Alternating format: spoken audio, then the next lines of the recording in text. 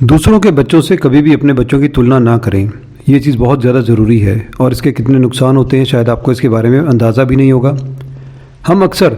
अपने विचारों में खोकर, जैसे कि हम कहते हैं कि हम सजग नहीं हैं, हम अलर्ट नहीं हैं, हम होश में नहीं हैं, हम किससे बातें कर रहे हैं, हमारे घर में कोई आया हुआ है या हम किसी के घर गए हुए हैं।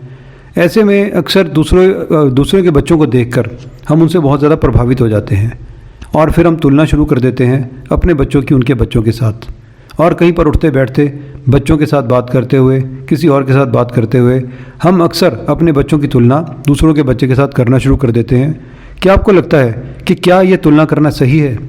अगर आपको लगता है कि ये तुलना करना सही है, आप कमेंट बॉक्स में यस लिखें ताकि हमें पता लगे कि कितने लोग इस चीज़ को मानते हैं। और ये इसके बाद वीडियो देखने के बाद आपको ये पता लगेगा कि क्या ये करना सही है या नहीं है। तेज़ रफ्तार ज़िंदगी में हर इंसान को अपने बच्चे के भविष्य की चिंता है। इसी चिंता में बहुत से अभिभावक, बहुत से पेरेंट्स अपने बच्चों को डॉक्टर, इंजीनियर बनता देखना चाहते हैं। इसके लिए जो पेरेंट्स अपने बच्चों पर पढ़ाई का जो दबाव है, प्रेशर है, वो भी बहुत ज़्यादा बढ़ाते रहते हैं। वहीं कुछ बच्चे क्रिकेट, फिल्म के करियर, ग्लैमर को देखकर इस तरह के जो प्रोफेशन होते हैं उनकी तरफ आकर्षित होते हैं, पर उनके जो पेरेंट्स हैं उन्हें सपोर्ट भी करते हैं और कई बार नहीं भी करते। हम देखते हैं कि बहुत से ऐसे पेरेंट्स हैं कि जो इस तरह के जो बच्चे हैं जिनको ये चीज़ें पसंद है, फिल्मी करियर पसंद है, गाना गाना पसंद है, बॉलीवुड पसंद है या इस तरह की एक्टिंग करनी पसंद है, उनके पेरेंट्स उनका पूरा साथ देते हैं, उन्हें ब्लाइंडली सपोर्ट करते हैं और उनकी पढ़ाई लिखाई या उनकी अगर संगत की तरफ कि उनके दोस्त कौन हैं, क्या हैं, उसकी तरफ ध्यान देना बंद कर देते हैं। और दोनों ही कंडीशन में बच्चे के दिमाग में लगातार जो है हिंसा की बातें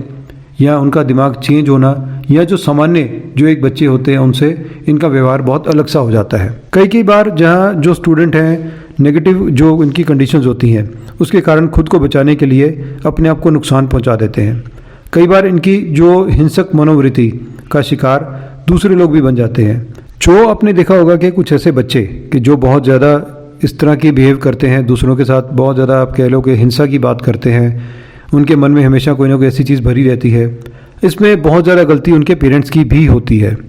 ये चीज़ जो बोली जा रही है, बताई जा रही है, ये बहुत सारे एक्सपर्ट्स ने सर्वे करने के बाद, लोगों के बिहेवियर के ऊपर पेरेंट्स से बात करने के बाद,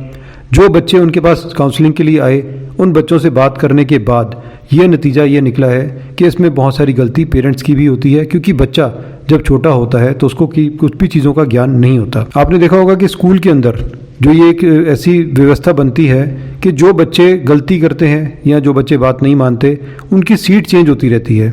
उनको उनकी सीट पीछे से उनको आगे लेके आते हैं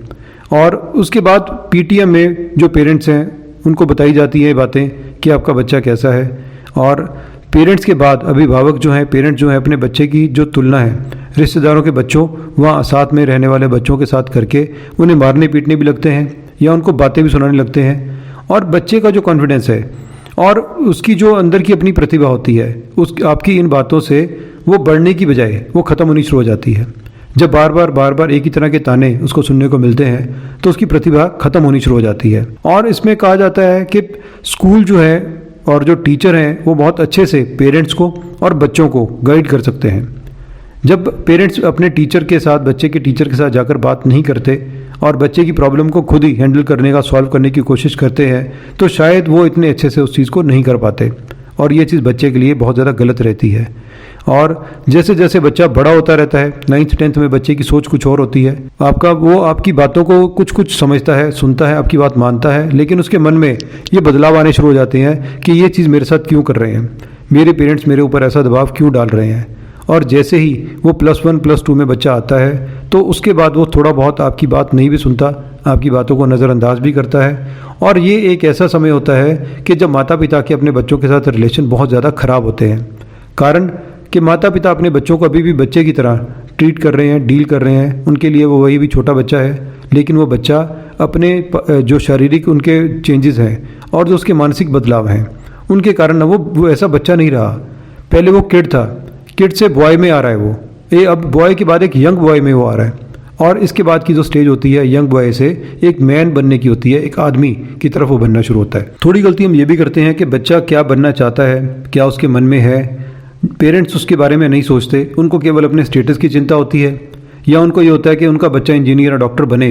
लेकिन क्या उनके बच्चे में वैसी काबिलियत है, क्या उनके बच्चे में वैसा गुण है, वो इस चीज़ को नहीं देखते और उसके ऊपर उसको ऐसी चीज़ों में एडमिशन दिला के और उसके कोमल मन को जो चीज़ें उसके करने के लिए उसका मन बना है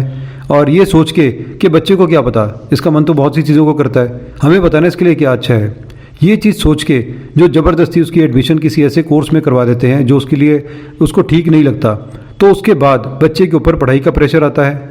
समाज का प्रेशर आता है और एक अच्छा भला बहुत अच्छा जीनियस बच्चा जब किसी दूसरे कोर्स के अंदर जाके अपना काम अपनी पढ़ाई करने लगता है तो उसके मार्क्स कम आने लगते हैं या वो फेल होने लगता है और ये चीज़ उस बच्चे के मन के अंदर बैठ जाती है कि मैं कभी भी ज़िंदगी में कामयाब नहीं हो सकता, क्योंकि मैं जो अपनी पढ़ाई में इतना अच्छा था और एकदम से मैं इतना डाउन हो गया हूँ, मेरे मार्क्स नहीं आ रहे हैं। तो ये बच्चे के अंदर हीन भावना को बहुत जल्दी बनाता है और पेरेंट्स का प्रेशर, टीचर का प्रेशर, समाज का प्रेशर कि जो उसका आपके बच्चे के नंबर कम क्यों है, और ये सब चीज़ों के साथ बच्चा धीरे धीरे डिप्रेशन में चला जाता है और यहाँ से बिगड़ते हैं माता पिता के साथ बच्चे के संबंध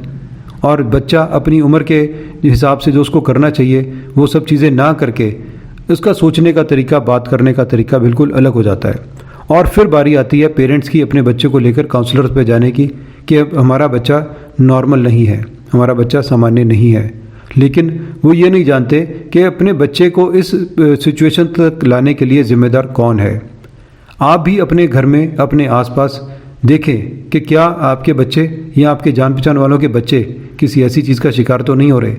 और जैसे ही अगर आपको ऐसा कुछ लगे आप किसी काउंसलर की मदद लें या आप अपने बच्चे के साथ बैठ के बात करें या उसके स्कूल के टीचर को अगर वो समझदार आपको लगता है तो आप उनको भी अपने साथ बिठाकर बात करें, क्योंकि सभी टीचर काउंसलिंग के बारे में बहुत अच्छा नहीं होते, अपनी स्टडी के बारे में उनको बहुत कुछ पता होता है, लेकिन कुछ टीचर कमाल का ऐसा काम करते हैं कि वो बच्चे की काउंसलिंग, पेरेंट्स की काउंसलिंग इतनी अच्छी करते हैं कि बच्चा अपनी हीन भावना से बाहर निकलकर, अपने डिप्रेशन से बाहर निकलकर बहुत अच्छे तरीके से अपनी ज़िंदगी को जीता है और जो टारगेट उसने अपनी ज़िंदगी के लिए चुने होते हैं उनको वो हासिल भी करता है। तो ज़्यादा देर ना लगाएं, जितनी देर आप करेंगे आपके अपने बच्चों के साथ संबंध उतने ही ज़्यादा बिगड़ते जाएंगे। आप इन संबंधों को अभी ठीक रखें। आज आपके साथ बच्चे के बने हुए संबंध आपके बुढ़ापे में आपका बच्चा आपके साथ कैसा व्यवहार करेगा इस चीज़ पर डिपेंड करते हैं। तो आज अपने बच्चों को आप समझें, और जब आपका बुढ़ापे का समय होगा, जब आपको शायद पता भी नहीं होगा कि आप अपने क्या क्या चीज़ें, क्या क्या हरकतें अपने बुढ़ापे के कारण आप कर रहे हैं या आपसे हो रही हैं, तब बच्चा आपको तभी समझ पाएगा अगर आपने इस समय अपने बच्चे को समझा होगा। तो जितनी जल्दी हो सके इस खतरे के जो अलर्ट को आप अपने पास से निकालें, ख़त्म करें और अपने बच्चे के साथ हंसी खुशी साधारण अच्छी ज़िंदगी जिएं, ताकि बुढ़ापे के अंदर, यंग एज के अंदर, बच्चे की बचपने के अंदर आप सबके रिलेशन बहुत अच्छे बने रहें। तो हमारी अगली वीडियो तक के लिए नमस्ते, धन्यवाद।